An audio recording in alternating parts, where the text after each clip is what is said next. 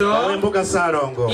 saba okirize ngende kumbya wandikibwa Luka 8:10 Luka 10:8 wagamba na buli kibuga kye mutuukangamu ne babasembeza mulyanga ne munywabye musanze mu maaso gammwe ow'Embuga Salongo saba okirize nga ffe tuli mu kwogeragezanya bano beekola ekyatata Saamu ngamba okweja vaana mukulu ffenga erukoya katukola bwoti kitange nsaba okirize simpisa okujja mbakulu kitange ngoma ze gajjajjali nsaba okirize nzije eri abaana bo neme kumala biseera ng'enkuba etonnya malalo gye tugenda sigamu ebijanjalo mukulu okkiriza neme kumala biseera okukirako muzibe alingiza ow'Embuga Salongo nsaba okkirize neme kumala biseera ng'ow'encakyatunda eri akabootongo ate nga zimwetimbye okkiriza neme kumala biseera mukulu nga mukatuliki alina takisi zigenda butambalako Krismasi ng'ajjudde bayisiraamu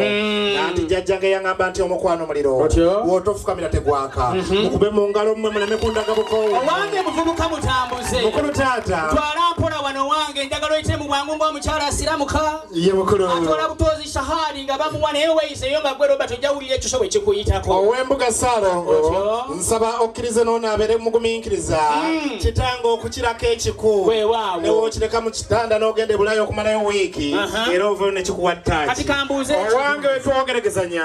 n'obwetowaze n'owootunga olugoye otunga n'okumola kkiriza nkumalire wano tunaddamu olw'Omunyarwanda nkutidde ngamba olundi abange bamukubire mu ngalo ez'amaanyi selekisa baba mulirira abaana badde bayuba olwano balekuza abange engalo siziwulira mu mukolo guno ab'embago munnembyemu ku ngalo engalo Katuma